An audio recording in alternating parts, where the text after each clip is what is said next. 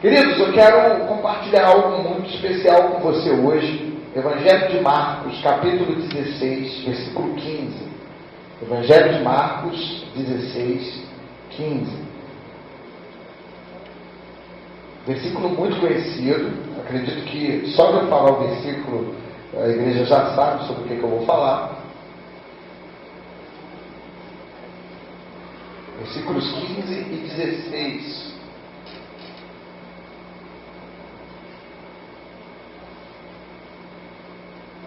Todos nós fomos salvos por Jesus. E um salvo por Jesus se torna filho de Deus. E através do seu sacrifício na cruz, nós passamos a receber também uma missão. Uma missão comum.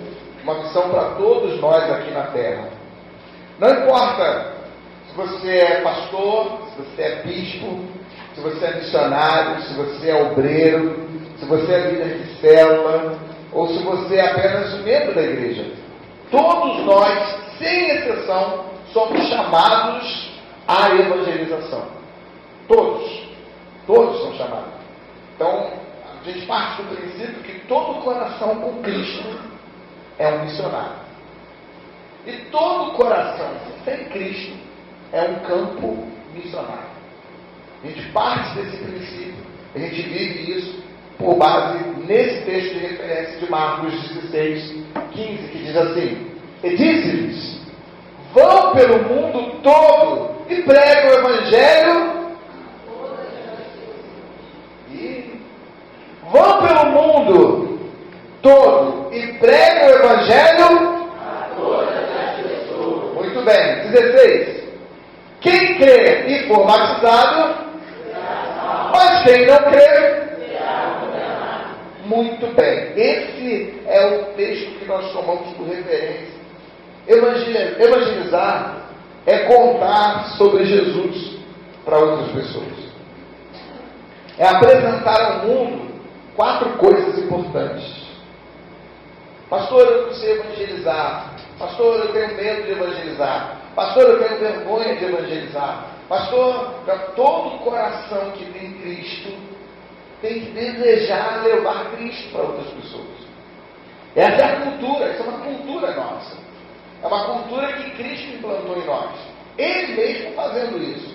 Ele veio para esse mundo não para ser, ele veio para ser o exemplo, mas não para ser o exemplo e ponto, para as pessoas só ficarem observando ele e falando: uau, Jesus é o máximo. Não, isso aí é com esse pessoal da internet, das redes sociais, os influencers. Os influencers, sim, eles querem ser admirados, querem ser seguidos, mas o desejo de Jesus nunca foi de apenas ser admirado e seguido. Mas o desejo de Jesus é de transformar os seus seguidores em discípulos dele, para que eles fossem iguais a ele, para que eles fossem também seguidos por outros. E não apenas seguidores, mas que eles fossem líderes para as famílias, líderes para as nações, líderes para outras pessoas. O desejo de Deus é que você não apenas influencie, não apenas seja relevante, mas que você seja referência, mas que você seja imagem. Que as pessoas olhem para você e se espelhem em você. E 4 coisas nós precisamos falar para as pessoas sobre a questão da salvação. Primeiro, Deus é santo e Ele é criador de todas as coisas. Primeira coisa, Deus é santo. Ou seja, Deus, Ele é um ser sublime e não tem comunhão com o pecado. Esse é o desejo de Deus. Aí alguém fala assim: tá bom, então Deus não tem comunhão com o pecado, então tá legal. Deus é inatingível, porque não há um ser humano que não é. Concordo. Seria assim, se Ele não tivesse tido misericórdia de nós e enviado o seu Filho Jesus, santo como Ele, mas para viver entre nós e tomar o nosso lugar. E foi isso que aconteceu. Então a primeira coisa é entendermos: Deus é santo e é o Criador de tudo o que existe. O mundo e tudo o que nele há foi criado por Deus. O mundo e tudo o que nele há foi criado por Deus. Ponto. Primeira coisa. Segunda coisa: todas as pessoas são pecadoras e merecem a ira justa e eterna de Deus. Não, pastor, aí eu discordo do Senhor. Eu discordo do Senhor porque isso não é justo. E eu digo, sim, isso é justo. Eu perguntaria para vocês: é justo uma laranjeira dar laranjas? Sim ou não? É justo? É justo uma macieira dar maçãs? Mas, tá, aí você pega o fruto de uma árvore, você tira a semente, você planta a semente em outro lugar, essa semente vai gerar o quê? Outra árvore da mesma espécie. E essa árvore vai gerar fruto da mesma espécie. Então não adianta, um abacateiro não vai dar maçã. Não adianta você plantar uma pimenteira e querer colher giló. Não vai acontecer. O que você plantar, isso também colherá. Isso é uma lei natural. Isso é uma lei natural. Então, nós somos homens oriundos de uma semente. E a nossa semente é a semente de Adão. E Adão foi o primeiro homem que Deus o criou puro e santo. Só que Adão não nos gerou na pureza e na santidade. Adão nos gerou após o pecado. Adão nos gerou após mudar a sua natureza. Adão gerou após mudar o seu ser. Se você ler o texto de Gênesis, você vai ver que Adão só teve filhos depois do pecado. Ele não teve filhos antes do pecado. Ele só teve filho depois do pecado. E aí ele não gerou. Adão, quando nasceu em Deus, ele nasceu à imagem e semelhança de Deus. Mas ele pecou. Quando ele pecou, ele mudou essa natureza. Deus e ele não poderiam mais ter comunhão. E Adão então gerou filhos. Mas quando Adão gerou filhos, ele não gerou mais filhos à imagem de Deus. Ele gerou filhos conforme a sua imagem. Não adianta uma laranja contaminada, a sua semente virá contaminada. Eu lembro quando eu era criança que nós comíamos uma fruta, a fruta era muito boa. Meu pai falava assim: guarda a semente dessa fruta, porque frutas boas gerarão uma árvore boa. E essa árvore boa produzirá bons frutos. Agora, laranja azeda, vai plantar laranja azeda, vai plantar. Não, pega a laranja mais azeda que você pegar.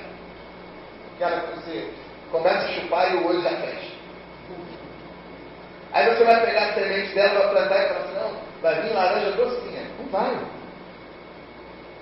Não vai. Porque ela vai vir segundo a sua característica.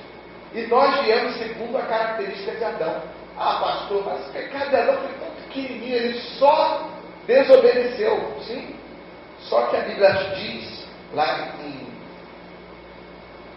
em Salmos, que um abismo chama outro abismo. Um abismo chama outro abismo. Então o pecado chama outro pecado. O pecado de Adão foi pequeno, foi só uma desobediência. É o pecado original, né? O pecado original é a desobediência. É o primeiro pecado que todos nós aqui cometemos. Não, pastor, eu não tenho pecado. Desde bebê, o primeiro pecado que você cometeu é a desobediência. Todo bebê comete o pecado da desobediência. Ninguém nasce obediente. Nós temos que ensinar a obediência. Todos nascem desobedientes. Você reparou isso? Ninguém precisa ensinar uma criança a ser desobediente. Ninguém precisa ensinar uma criança a se rebelar. Não, é natural da criança fazer pirraça. É natural. É a semente, é o pecado original que veio de Adão. Adão desobedeceu. A partir daí, todos nós passamos a desobedecer. Esse foi o pecado de Adão, uma desobediência. O pecado do filho de Adão, qual foi? Assassinar do próprio irmão. Isso significa que a coisa piorou muito. De um pai para o filho. Aí imagina do filho para o outro. E do outro para o outro. E até chegar a nós. Imagina. O teu pecado e o meu pecado, a gente pode classificar sempre como ainda não. Ainda não. Não, isso aí eu não faço não. Ainda não. Se você continuar mergulhado no pecado, você pode tudo. Tudo de errado você pode vir a fazer. Porque ninguém nasce homicida. A pessoa nasce desobediente. E o desobediente vai gerar um homicida. O desobediente vai gerar um adúltero. O desobediente vai gerar um blasfemador. Um desobediente vai gerar qualquer tipo de outro pecado.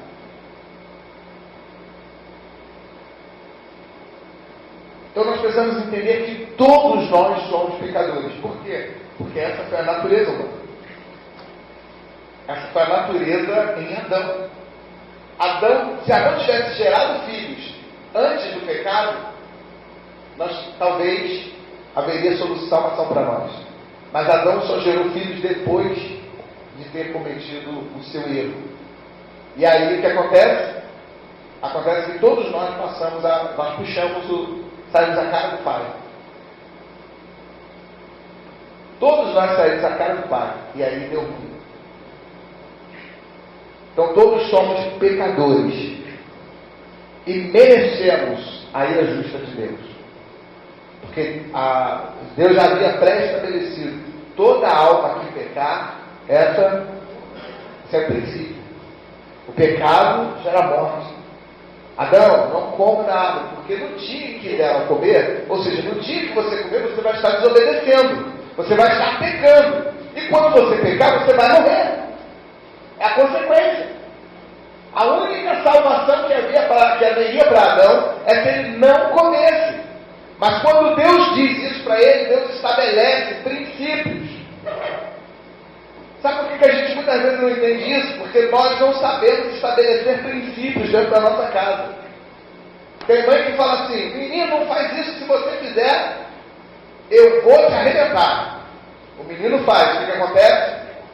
Ela não arrebenta, não estabeleceu princípios. Achou, mas eu vou arrebentar meu filho? Você que falou. Então não fale. Cuidado com o que você fala. Porque o que você fala determina princípios. Se você fizer isso, você vai estar desobedecendo e eu vou te colocar em castigo. Coloque. Se prometeu, cumpra. Mas eu vou botar ele de castigo, mas eu vou ter que sair. Então por que você prometeu que ia botar ele de castigo?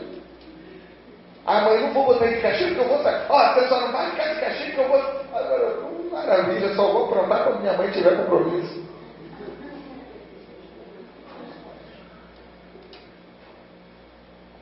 Agora, se você prometeu, cumpra. Mãe, deixa de ser X9 caguete. Tem mãe que é X9 caguete. Mãe tem que estabelecer princípios. Agora a mãe fala assim: vou contar para o seu pai. Só é fofoqueira. Não, assuma você a posição e fala assim: olha, acerta o teu passo.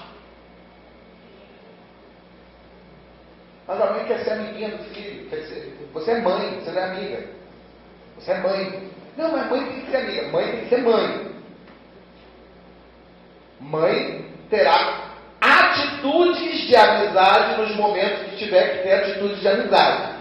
Mas mãe vai ter atitudes de correção quando tiver que ter atitude de correção. E isso não muda ela. Ela é mãe. Amiga é outra coisa. Amiga é outra coisa. Amiga parceira, amigo... Vou contar para ninguém não. Beleza. Amigo encobre o outro. Mãe não é amiga. Mãe é mãe. Mãe. E não diminua. Mãe é mais que amiga. Não se diminua. Tem que ser amigo, meu filho. Você tem que ser mãe. Não se diminua. Pai tem que ser pai. Eu lembro quando eu era criança, tinha uma brincadeira chamada Não sei o nome da brincadeira. Mas era um negócio de mestre mandar. É mestre mandar mesmo? O nome da brincadeira? Mestre mandou. Um negócio assim.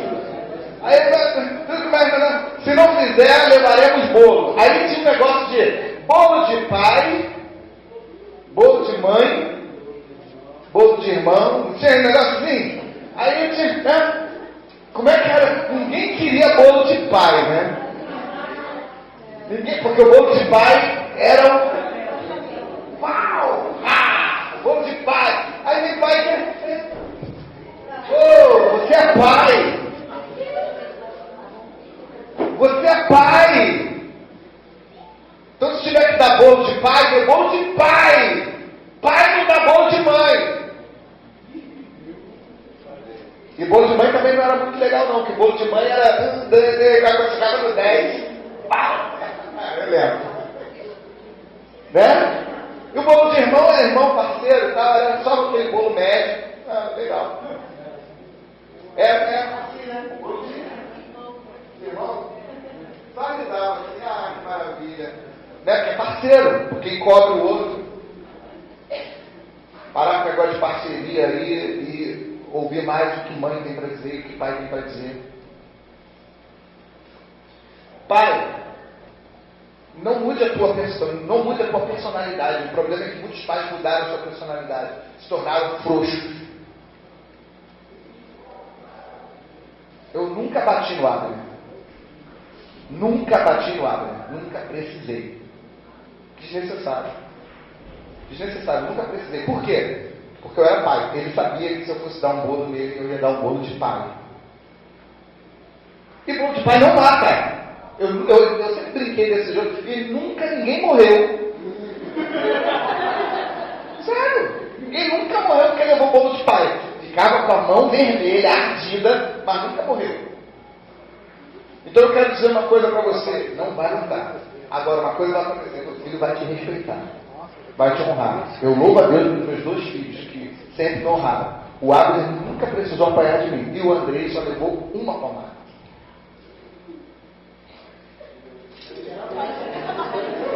E era o Andrei, incrível isso, né? Incrível. É porque o Abner era mais.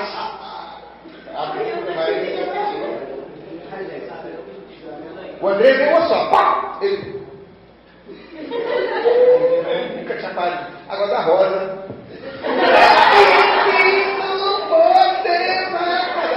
Cada chinelada era uma sílaba.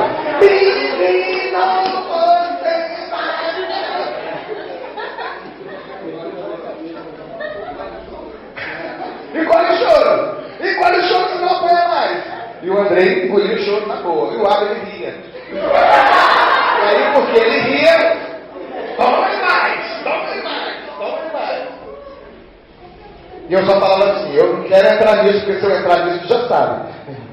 Obedece a tua mãe. Não foi sempre assim? Sempre assim.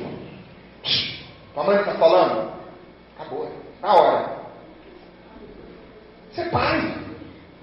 Agora a mãe fala assim, não, eu sou pai e mãe. Cuidado. Você não vai conseguir. Porque é natureza. Precisa ter uma referência. Essa referência tem que ser uma referência masculina. Busque uma referência. Nem que seja o teu pai, nem que seja o teu irmão, nem que seja alguém que possa ter essa referência. Porque o mundo está como está hoje, porque muitas mulheres decidiram ter os seus filhos sozinhas. E elas estragaram os seus filhos. Nós estamos vivendo uma geração, irmãos, difícil.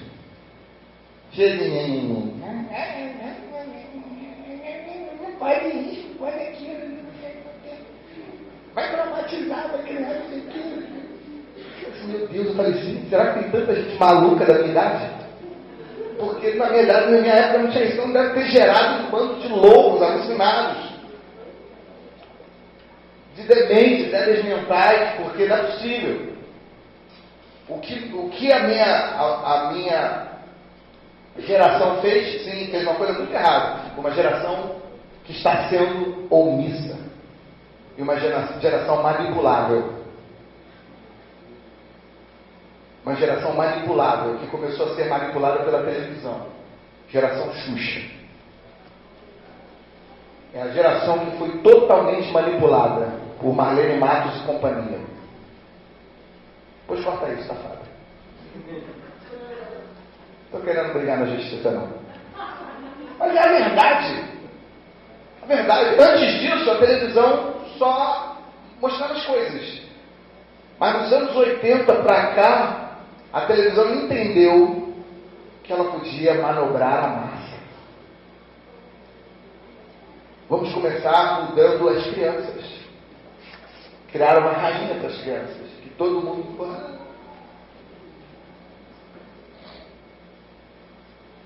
Criou uma geração flexibilizada. Evangelizaram e doutrinaram muito bem essa geração. E foi fazendo, colocou uma pessoa que não gostava de criança para tomar conta de criança, uma pessoa que batia em criança, mas isso aí oculta isso, vou mostrar só isso. E assim foi formada essa geração. Geração da galera dos 50, 60 anos, 50, 40. Essa galera aí. Galera que ficava...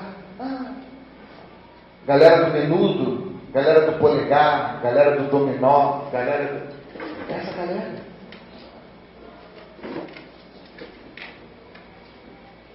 E nós crescemos aí. E essa geração, sabe o que aconteceu com essa galera? Não. Criança não pode ser contrariada. Você tem que abaixar para falar na altura da criança, porque se você falar de cima, vai parecer que é... Aí você abaixa para falar com a criança,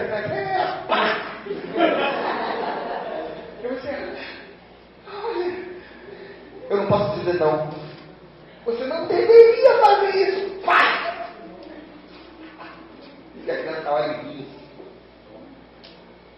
Porque nunca aprendeu o não. Aí cresce. Vira traficante. E aí apanha da polícia. Aí o que a criança faz? Fala mal da polícia. Porque a polícia está fazendo o que as mães não fizeram. Não é só isso não. Muitas mães acabaram terceirizando o trabalho de mãe, porque tinham que trabalhar. Terceirizaram o trabalho de mãe. Então quem foi mãe foi outra pessoa. E aí outra pessoa não tem a mesma afinco, o mesmo empenho. Quer ver televisão? Vai ver televisão. Quer jogar videogame? Vai jogar videogame. Quer fazer isso? Vai fazer. E aí quem educou essas crianças foi a televisão, foi o videogame, foi. E as crianças ficam assistindo. O que jogavam no videogame? Umas jogavam futebol, outras iam assim, não quero uma coisa mais ousada. Vou jogar GTA. O que GTA faz? GTA rouba as pessoas, pisa nelas. Eu faço, surgiu um negócio legal. Vou roubar esse carro aqui, esse carro é maneiro. Rouba. Isso, faz o que quer. Faz o que eu quero. No GTA eu faço o que eu quero. Roubei. Matei um policial, ganhei mais. Se eu morrer, ganho outra vida. Só que na vida real, não tem outra vida. Não tem outra vida. E nós estamos vivendo uma geração onde homens estão morrendo. Os homens estão perdendo força. Por quê? Porque homens morrem mais. Homens morrem mais no trânsito, porque dirigem de forma imprudente, na maioria das vezes. Homens morrem mais na troca de tiro, porque tem mais bandidos, homens, do que mulheres bandidas. Homens morrem mais porque também há mais policiais homens do que mulheres. Então homens morrem mais. Homens morrem mais porque também não se cuidam. Não vão a médico. O homem só vai a médico quando está morrendo. Mas, tô legal não. Se um homem falar para você, tô legal não, corre para a emergência porque ele está morrendo. Sério, se ele falar, não tô legal não, corre. Corre com ele. Chama o vizinho e fala, bota ele no carro, vambora que esse homem está morrendo. Porque o homem geralmente não fala nada. O que foi? Não. Tudo bem. só fazer um exercício, tá tudo bem. O cara está morrendo, ele está ficando. Mas se ele falar que não está legal, corre. Porque ele não está legal mesmo. Então, se os homens se cuidassem mais, se os homens dirigissem com mais prudência, a verdade é essa, esse mundo que Jesus quer nos apresentar, é um mundo que restaura os homens. E não é por machismo, não, é por princípios. É por princípios. O projeto de Deus é estabelecer o homem para proteger a mulher e a família. E o projeto de Deus de colocar a mulher é para dar base e sustentação. Eu achei incrível a mensagem que eu recebi no WhatsApp do Move das alianças. A aliança do homem é maior do que a da mulher, e a da mulher cabe dentro da do homem. O homem protege a mulher. E a outra aliança, a aliança da mulher menor do que a do homem, ela deitada, e a aliança do homem em pé, dentro da aliança da mulher. Ou seja, ela é base, ela é que ajuda ele a ficar de pé. Eu achei incrível. Eu falei, isso, é exatamente isso. O homem é proteção, a mulher é base. Só que as pessoas não aceitam. Quem fez? Foi Deus. Não, está tudo errado. Isso é família tradicional, está tudo errado. Está tudo errado, vai dar errado. Porque a gente está mudando um princípio. A gente está mudando um princípio. Jesus, quando estabeleceu a igreja, ele chamou 12 homens. As mulheres também estavam lá, mas ele chamou 12 homens. As mulheres estavam lá. Susana estava lá. Maria Madalena estava lá. Maria estava lá. Maria, outra Maria também estava lá. Marta estava lá. Joana estava lá. Elas estavam lá. Elas estavam lá. Mas quando Jesus chamou, ele chamou os homens. Porque ele sabia de um princípio que os homens precisavam se posicionar. E os homens não estão se posicionando. Os homens estão mudando a sua essência. Os homens estão mudando a sua própria essência. Os homens estão ficando cada vez mais delicados.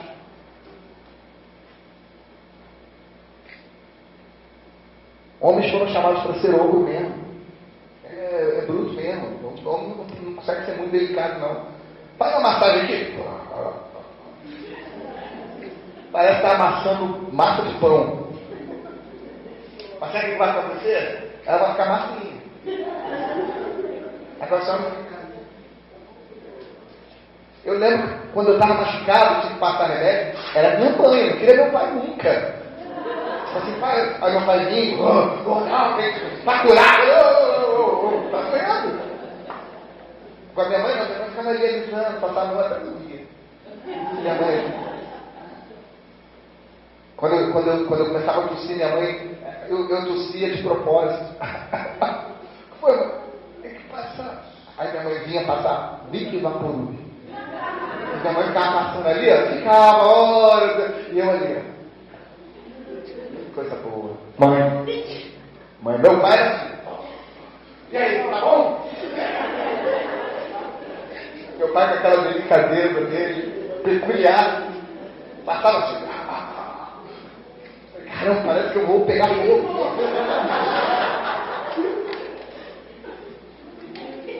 Mas é isso. Mas é assim. É assim. Isso não quer dizer que o homem tem que ser grosso, ignorante, não. Eu estou falando de atitude. Estou falando de atitude, mas os homens não tomaram a atitude que deveriam. Sabe o que os homens queriam? Os homens queriam bagunça. Iam para a escola, sentavam lá no fundão da sala, e as meninas lá na frente. O garoto lá atrás, só fazendo bagunça. E as meninas sentavam lá na frente, a amiguinha da professora e tal, e os meninos lá atrás fazendo bagunça, e algumas meninas também lá atrás, mas a grande maioria do meio para frente eram meninas, do meio para trás os garotos, que não queriam saber de nada, não faziam trabalho de casa, não faziam nada, na hora da prova não estudavam, depois queriam colar, e as meninas muitas vezes até davam cola, e era assim. Pensa bem se na tua turma, na tua escola não era assim. Pelo menos na minha era, na minha época era, acho que ainda é. Aí o que acontece? criaram um negócio de meritocracia e aí criaram os concursos públicos. Não era mais convidado para fazer parte, tinha que fazer prova. E quem se saísse bem na prova, entrava. Quem não se saía, não entrava. O que aconteceu? As mulheres começaram a entrar. Por quê? Porque os homens simplesmente negligenciaram. Os homens nunca se preocuparam. E as mães nunca pressionaram os filhos para que fizessem. E assim a gente chega no mundo que a gente está hoje. Parabéns para as mulheres que souberam entrar exatamente nas brechas. Souberam entrar exatamente nas brechas. Mulheres são delicadas, são dedicadas, Só que isso, por um lado, houve um avanço no crescimento das mulheres, mas por outro lado, houve uma degradação da família. Porque o trabalho existe cada vez mais e mais. O trabalho suga. As empresas sugam. As empresas não estão preocupadas com você nem com a sua família. As empresas querem o que você pode oferecer para elas. E se você não puder mais oferecer, ela te dispensa e coloca outro no seu lugar. Ou outra. Fala assim, não, vamos botar as mulheres porque elas são mais dedicadas, mais detalhistas. Homem não é detalhista. Homem passa por cima de... Vamos embora. E aí as famílias sofrem. E é assim que as famílias vêm sofrendo. Em troca disso, o que eles fazem? Eles enaltecem a mulher que trabalha e colocam a mulher que não trabalha como sendo inferior, quando na verdade não é isso. É questão de princípios. É questão de que Deus quer honrar essa mulher que se dedica à família, porque ela não está abrindo mão daquilo para o qual ela foi chamada. A mulher foi chamada, é um ministério. Só a mulher é capaz de produzir e gerar vida. Só a mulher. O homem não. O homem é lançador de semente. A mulher é receptora de semente. O homem lança, a mulher recebe. Só ela colhe, só ela cuida, só ela gera. A mulher tem uma missão extraordinária. Mas que o ser humano não consegue entender isso. O ser humano quer botar, não, vamos botar todo mundo em pé de igualdade. Não existe igualdade quando nós somos diferentes. Não, é simples assim. Não existe igualdade onde há pessoas diferentes. E somos diferentes. Não é diferença de melhor ou pior, não. É diferença de função. É diferença de função. Nós temos aqui, ó, os dois com microfones. Os dois. Só que um é com fio, o outro é sem fio. Não é questão de melhor ou pior, é questão de que um não tem um cabo, o outro tem um cabo. Esse aqui tem uma função e esse aqui tem outra. Mas os dois são microfones. E assim somos nós, seres humanos. Todos nós somos. Porém, há uma diferença entre a mulher e o homem. Aí querem pegar alguns animais, pincelam alguns animais para dizer, aqui, esses animais fazem assim. Só que se você for olhar para o reino animal, cada animal age de uma maneira, conforme o seu instinto. Conforme o instinto, conforme a sua espécie. Conforme a sua espécie. Tem espécie de animal que quem choca o ovo é o macho. Tem espécie de animal que larga os seus filhos para lá, tem os filhos e vai embora. Os peixes são assim. Tartaruga larga lá na praia e vai embora. É problema dele. Problema dele. E seus filhos? Larguei lá na praia a 300 quilômetros daqui. Isso aí é problema deles. Eles que se virem. E aí eles saem. Cara, eu tenho que ir. Aí vem as aves, comem, vem não sei o que, comem. Consegui chegar no matossauro. Não, que tem os outros animais, os predadores que também comem. E aí o que ela faz? Bota 40 ovos, sai 40 filhotes para sobreviver uns 4. Para chegar à fase adulta, uns 4. Adulta, assim. Você está entendendo? A cada ser, cada animal tem. Aí ela fala, não, porque o homossexual homossexualismo porque tem animais que são homossexuais? Tem animal que é homossexual, mas tem a maioria dos animais que não são. Eu fui num culto onde o irmão estava falando assim, nós temos que ser leões, porque o leão protege a sua família, nós temos que ser iguais aos leões. Eu falei, não, irmão, não, o leão tem várias leoas. Ele falou que nós não éramos para ser leopardo. Porque o leopardo tem um filho lá, larga a fêmea com um filhote e ele vai embora. O macho vai embora e larga a fêmea. Ele, não, nós não podemos, temos que ser como o leão. Eu falei, não, também não. É muito difícil você pegar e colocar, classificar que a gente precisa ser como determinada espécie de animal. É complicado. Eu falei, não, porque o leão tem um monte de leoa. O leão não caça, quem caça é a leoa. Ela caça e traz o alimento para ele. O leão fica lá só de boa. Qual é o papel do leão? Cobrir todas as fêmeas. Um leão consegue acasalar 70 vezes por dia. Por isso que ele é o rei dos animais, né? 70 vezes por dia. Com leões diferentes. Mas em compensação, ele tem os filhotes, ele protege os filhotes. O filhote cresceu, começou a rugir, ele expulsa. Ele expulsa o filho. Há uma briga. O filho vai brigar com ele para tentar tomar o lugar dele. Tentar matar o pai. Quer ser como leão? Quer? Não, essa parte não. Então, o filho cresceu, já começa Aí o filho vai brigar com o pai. Para quê? Para tomar o harém do pai e ficar no lugar dele. Absalão. Ah não, essa parte eu não quero. Então, cuidado com as comparações. Porque lá fora eles fazem a comparação do mesmo jeito. Por que poucos animais são monogâmicos? Sim, poucos são monogâmicos. Mas tem. Né? Araras são monogâmicas para a vida toda. 2 araras, o macho e a fêmea, quando se unem para a vida toda, juntos. Cisne também. Mas tem uma diferença do cisne. Os cisnes ficam juntos a vida inteira, mas a fêmea não é fiel não. A fêmea do cisne você consegue ver ela acasalando por lá, depois ela cola com ele de novo e fica. E ele aceita. O João de Barro, por sua vez, se ele vê a fêmea com outro camarada, ele bate nela, joga ela dentro da casa e coloca barro lá e tampa a casa com ela dentro. Fala assim, infiel tem que morrer. João de Barro. Então, irmãos, cuidado com o negócio de comparação dos animais. Cuidado. Em contrapartida, temos macacos bonobos, que são os mais promíscuos que já existiu.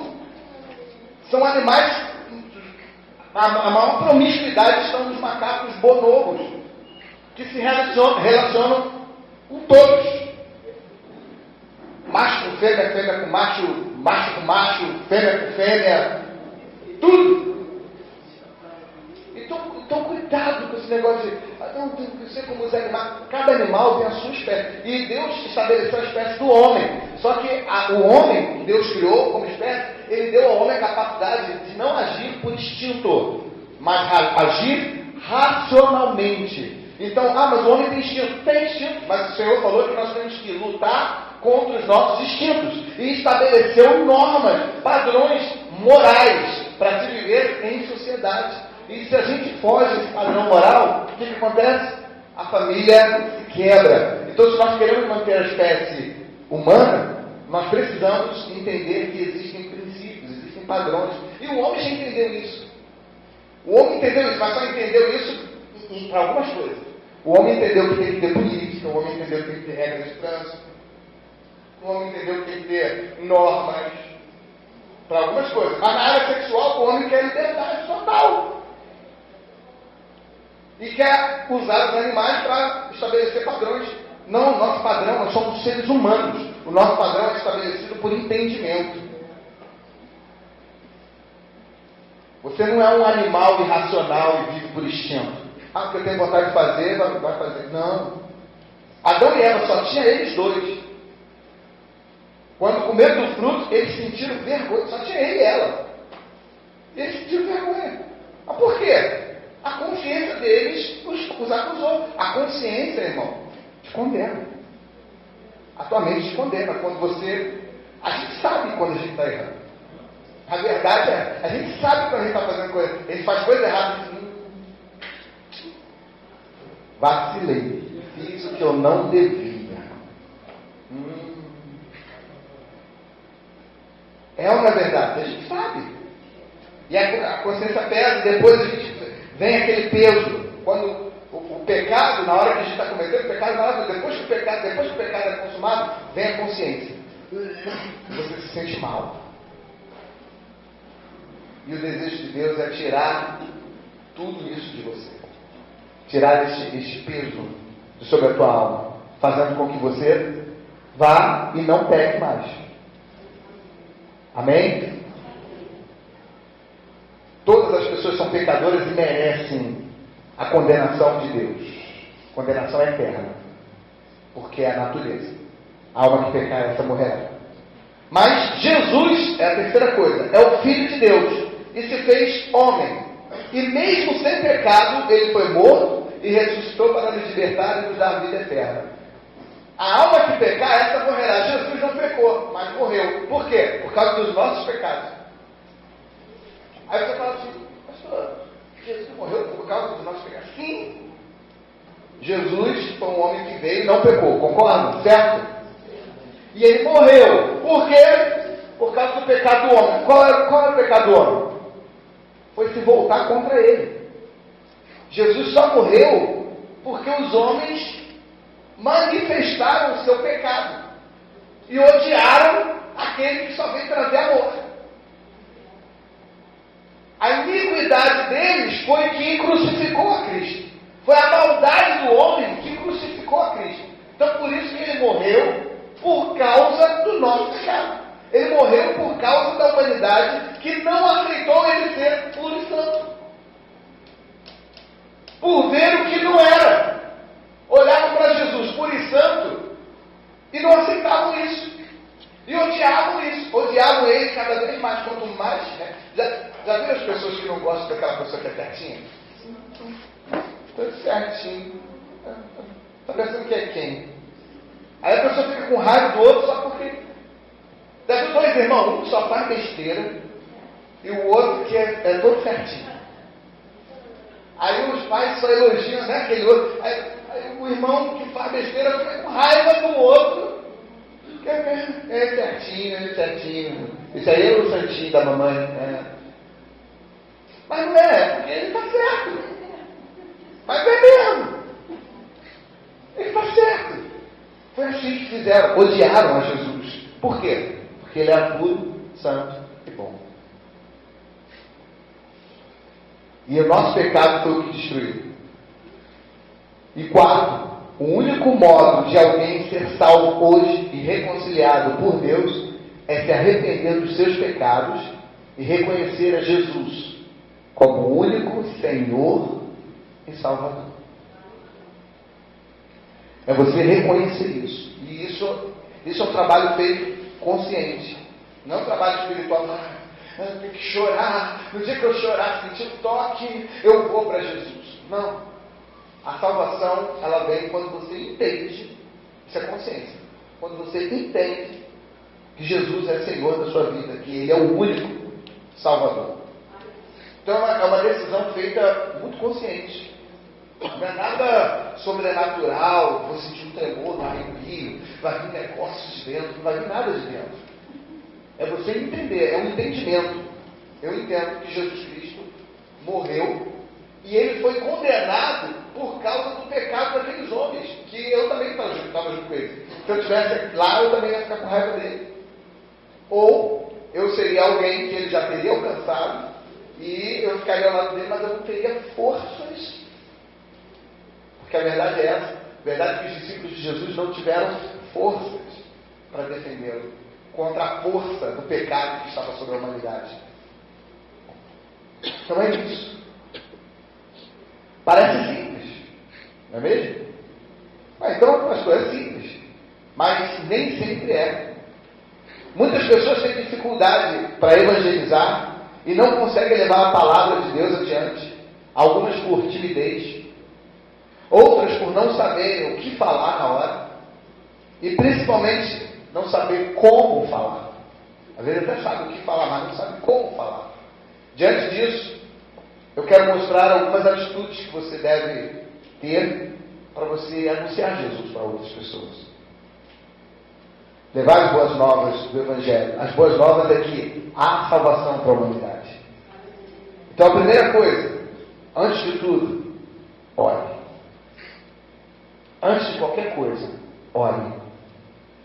Muitas pessoas ignoram esse passo. Eu fiquei captando durante toda a semana, nas células, as informações de como que foi a semana do amigo, a semana anterior. Que nós tínhamos que mandar mensagem para o amigo, tínhamos que orar, Muitas pessoas negligenciaram a oração e fizeram sem orar. Outras pessoas negligenciaram a instrução que foi dada, fizeram do jeito que achavam que tinha que fazer, e aí muitos não deu certo. Outras seguiram o passo a passo, mas tiveram outros impedimentos. Então eu quero dizer para você, antes de qualquer coisa, ore. A oração deve ser a base de tudo que nós fazemos. Repita comigo, a oração deve ser a base de tudo que eu faço. Inclusive quando o assunto é evangelização, isso também tem que ser. Então ore para que Deus dê sabedoria em relação a quais palavras você deve usar, quais palavras você vai falar, como você deve abordar as pessoas. Ore ainda mais para que Ele coloque em seu caminho pessoas que estão perdidas e não sabem como buscar ajuda, ainda que sejam pessoas desconhecidas.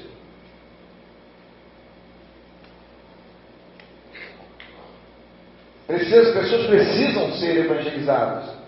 Peça ao Senhor que capacite você para falar, sem medo, sem timidez, e que Ele coloque a palavra certa na tua boca. Ore para Deus para que Ele venha e derrame a plenitude do Espírito Santo sobre a tua vida, porque isso vai te ajudar bastante. A Bíblia diz que a plenitude é um poder que vem sobrenatural de Deus, que nos impulsiona a falar. As pessoas chamam muito de batismo do Espírito Santo. O batismo com o Espírito Santo, ou seja, o mergulhar no fogo, faz com que nós sejamos ousados, intrépidos. Os discípulos precisaram receber aquilo para poder sair e falar, porque senão eles iam ficar envergonhados, tímidos, e iam falar, não vou falar não. Se você é envergonhado e tímido, talvez te falte hoje o fogo do Espírito Santo. E talvez é isso que você esteja precisando buscar, ser incendiado por Deus. Não é só chorar na hora do louvor, não, mas é um inflamar do Espírito Santo. O fogo do Espírito Santo, o calor do Espírito Santo. A palavra inflamar vem de calor, de fogo, né? Por isso que quando a gente tem alguma coisa inflamada, garganta inflamada, geralmente ela fica quente. Se você tem uma inflamação no corpo, geralmente o local aonde está inflamado, geralmente fica quente. Inflamar, flama, fogo, quente, calor. É o calor do Espírito Santo que quer incendiar a tua vida.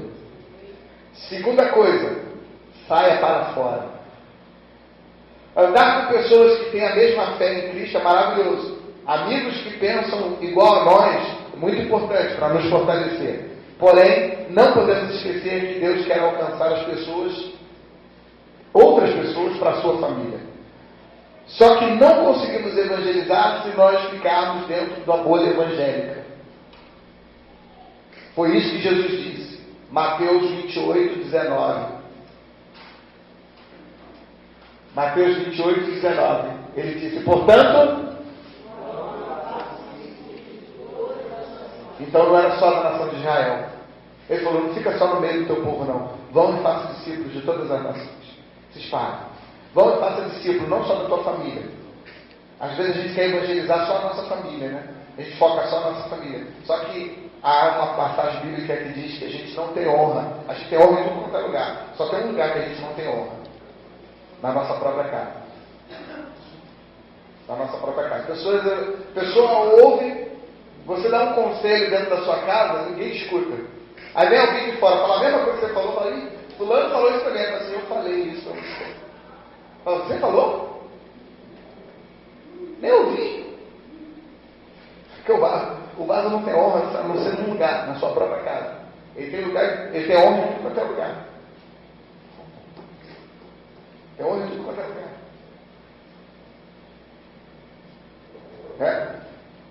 Por exemplo, meus filhos têm brincadeiras comigo que ninguém aqui na igreja teria. Por quê? Porque as pessoas me ouvem.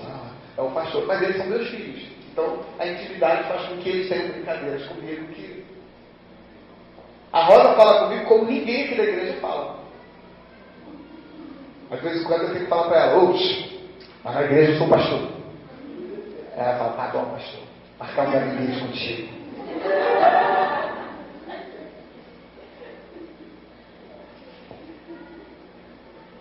Por mais que seja prazeroso passar o tempo com os irmãos, nós somos chamados para deixar o nosso círculo e ir até aqueles que precisam ouvir sobre o amor de Deus. Então comece pelo andar pelo campus da sua faculdade, pelos corredores do seu trabalho. Comece a andar pela vizinhança na proximidade da sua casa e experimente falar com pessoas com quem você nunca falou. Fique em oração, pois quando menos você esperar, Deus vai colocar no seu caminho alguém que vai precisar de uma palavra. Jesus fazia isso. Jesus chegou numa cidade, ele veio com os discípulos, Jesus ali em oração, ele vai comprar alguma coisa para a gente, vai lá na cidade comprar alguma coisa para a gente comer? Eu vou ficar aqui no poço. Os discípulos foram, Jesus ficou estrategicamente lá no poço. Daqui a pouco vem uma mulher, toda serelé, pegar água no poço. Quando ela está pegando água, Jesus falou assim, você pode me dar um pouco d'água?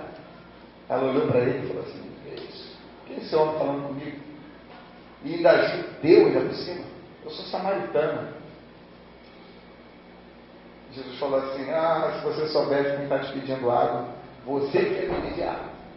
E ela falou assim, quem é você? Jesus começa ali um diálogo com ela e Jesus ganha aquela mulher para ir.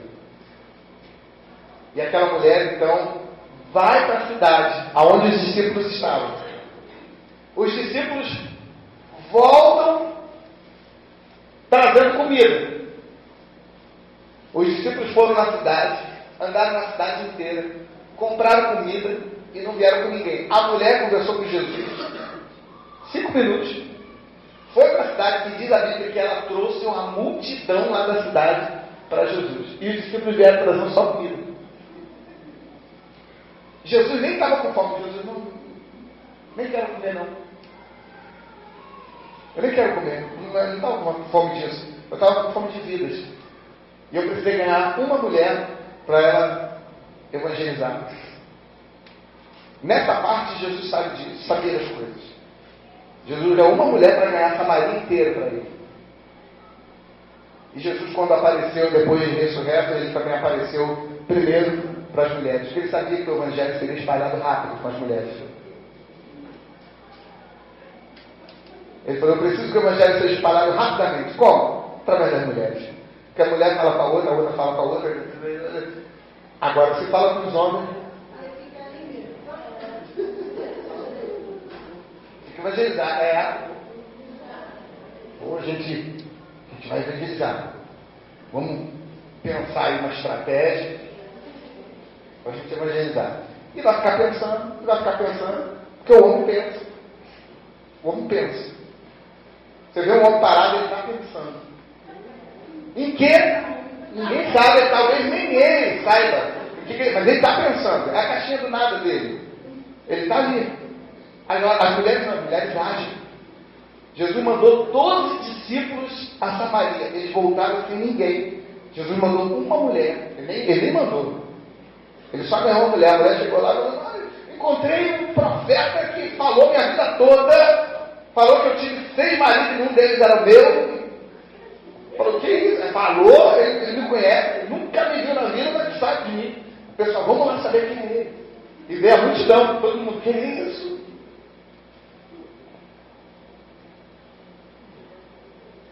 Então Jesus fazia isso, e nós devemos fazer também. Coloque-se no lugar da outra pessoa. É a terceira situação. Alguns dons têm hora e lugar para serem usados. Então, por favor, não saia pelas ruas gritando, distribuindo profecia, ou falando em línguas estranhas. Não faça isso, não. Não faça isso. Tenha bom senso, pois a maioria das pessoas não entende o que é isso. E você vai acabar prestando um desserviço ao reino de Deus. Entenda que a mensagem precisa ser clara, simples e objetiva.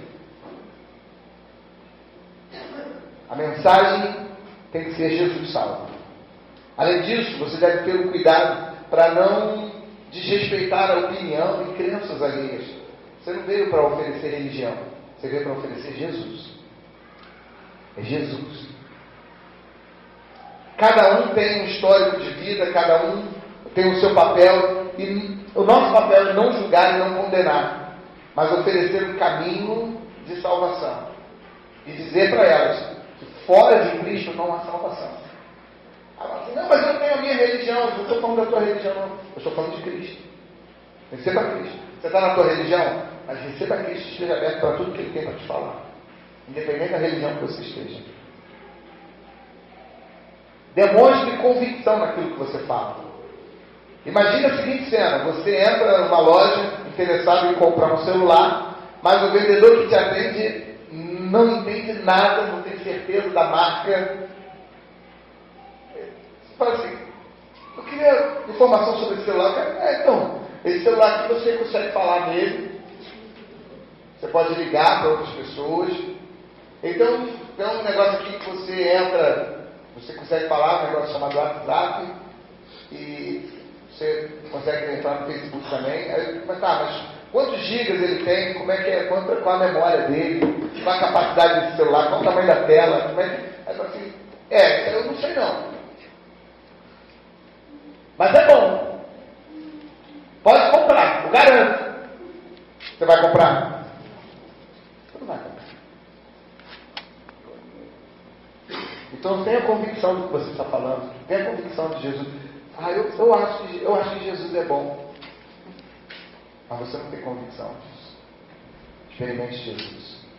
Seja convicto de quem Ele é para você. Quando a gente evangeliza, diferente do consumidor que vai até a loja procurar um vendedor, dificilmente alguém vai aparecer para ser evangelizado por você, pedindo assim: fala de Jesus para mim. Isso é raro. Pode acontecer, mas é raro. As pessoas não vão fazer isso. Então você tem que ir até essas pessoas, ou conduzir essas pessoas até a igreja. Você precisa ir atrás e convencer alguém de que Cristo é o caminho, a verdade e a vida, e que só nele há salvação. É preciso ter muita convicção e muita certeza disso. O apóstolo Paulo era assim. Ele falava de Jesus com tanta convicção, com tanta certeza, que milhares de pessoas se convertiam pela pregação dele. No entanto, nem todos recebiam bem. Por causa disso, até pessoas o apedrejaram. Então, não espere que todas as pessoas vão aceitar o que você está falando. Não pense que todos... vai ser sempre. Não vai ser sempre. Mas não pare de falar. Não cesse de falar. Prepare-se mentalmente e espiritualmente para falar de Jesus, para falar a verdade para as pessoas. Custe o que custar. E em quinto e último lugar, compartilhe o seu testemunho de vida. Compartilhe o que Jesus fez em você. Poucas coisas são tão poderosas quanto o seu testemunho de vida. Quando você decide evangelizar alguém e falar de Jesus para alguém, se você nunca pensou nisso antes, escreva no papel a tua própria vida, para que você saiba como conduzir isso. Como que você conheceu Jesus? Como que você decidiu segui-lo? Como era a sua vida antes de se entregar para Ele? E o que fez você ir até Jesus? O apóstolo Pedro, que aprendeu a evangelizar com o próprio Jesus, disse lá em 1 Pedro 3, 15 e 16. 1 Pedro 3, 15 e 16. Diz assim: antes sacrifiquem, antes santifiquem Cristo como Senhor em seu coração. Estejam sempre preparados para quê? De pedir a razão da esperança que há em você. Qual é a razão da esperança que há? Por que você está tão esperançoso? O que te traz essa alegria? O que faz você ser tão feliz?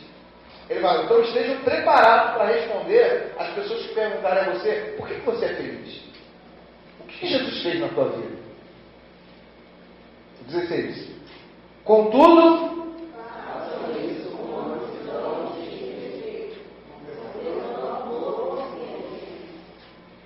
de forma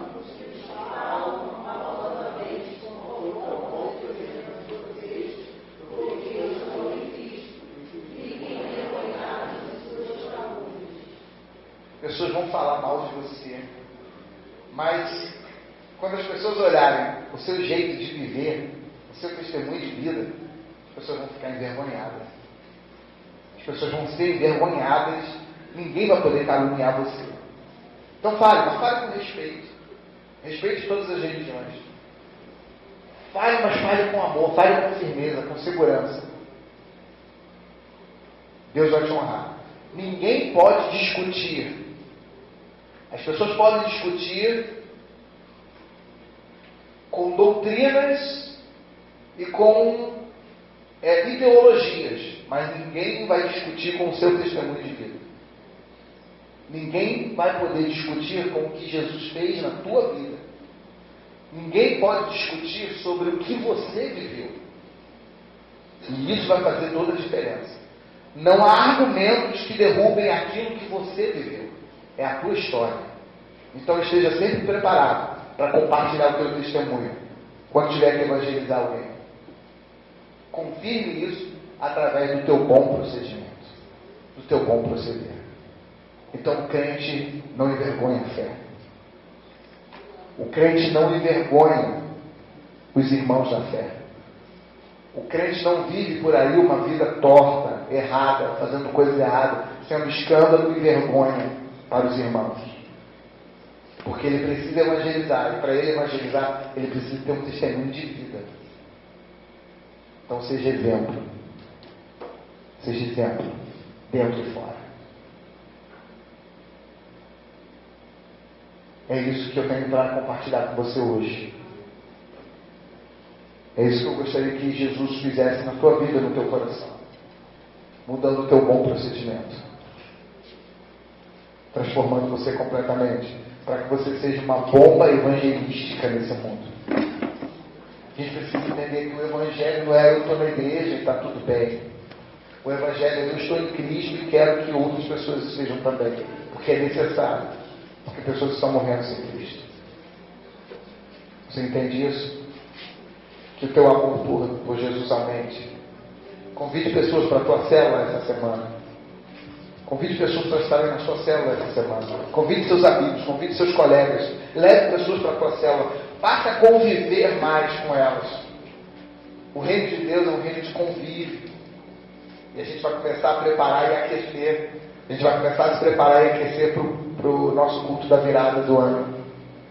Onde nós vamos falar sobre a importância do convívio. Onde nós vamos estar falando sobre a cultura da mesa. Onde nós vamos estar aprendendo a sentar. Onde a gente vai estar aprendendo a compartilhar refeições. Onde a gente vai... Ano que vem a gente vai comer muito. Ano que vem a gente vai comer muito. Quem gosta de comer, prepare-se. Você vai convidar muita gente para comer. Vamos falar sobre a cultura da mesa. O Senhor já está aquecendo meu coração. Há um poder miraculoso na cultura da mesa. Se você soubesse o poder que tem a mesa, e a mesa sempre teve um poder no passado, a mesa tem perdido esse poder. Eu estou falando até na família. Antigamente as famílias faziam refeições à mesa. Havia todo um processo. E aquilo ali marcava uma família. Hoje cada um come num lugar. Cada um tem a sua própria televisão ou o seu celular. As pessoas, cada um come num horário diferente. Ninguém senta mais à mesa. Ninguém se reúne mais. Há um poder na mesa. Nós vamos falar sobre isso. Que Deus possa abençoar a tua vida. Curva a sua cabeça. Senhor, nós estamos aqui e não queremos, Senhor, viver uma vida medíocre, uma vida mediana. Nosso desejo, Senhor, é viver totalmente para Ti. Nosso desejo, Senhor, é compartilhar o Teu reino, proclamar essa cultura, Senhor, para aqueles que não as têm. E mostrar para elas, ó Deus, o quanto que é bom e importante estarmos juntos aqui em família. Pai, o culto é apenas uma parte de tudo aquilo que nós vivenciamos estando no Teu reino. Porque a verdade, ó Deus, a nossa vida no reino são atitudes diárias, compartilhamentos de amor, são participações, são amizades, vida em comum. Senhor, toca os nossos corações para que nós possamos não apenas viver isso, experimentar isso, mas que nós possamos, ó Deus, compartilhar isso com outros. Ó Deus, eu quero ser tão cheio de Ti, ó Deus, que eu não possa conter o Senhor somente para mim, mas que eu seja impelido pelo Teu Espírito para compartilhar o Senhor com outras pessoas. Seja sobre nós a Tua graça e o Senhor nos abençoe. Abençoe a minha vida, abençoe a minha família. Senhor, abençoe esse meu irmão que está à minha direita. Abençoe essa minha irmã que está à minha esquerda. Você pode tocar nele agora, pode tocar nela agora. Abençoe essa pessoa, Senhor. Renova o coração e a fé dela agora. Ó Deus, cuida dela. Cuida da sua fé, cuida do seu coração. Protege ela, Senhor, em todo o seu caminho. Senhor, que nós tenhamos uma semana, ó Deus, extraordinária. E que nessa semana nós possamos ter a oportunidade, ó Deus, de falar do Teu amor para outras pessoas. Senhor, que o Senhor coloque alguém no nosso caminho. Que nós possamos ser o canal do Teu fluir para essa pessoa. Abençoando-a em todo o seu caminho. Em nome de Jesus. Em nome de Jesus.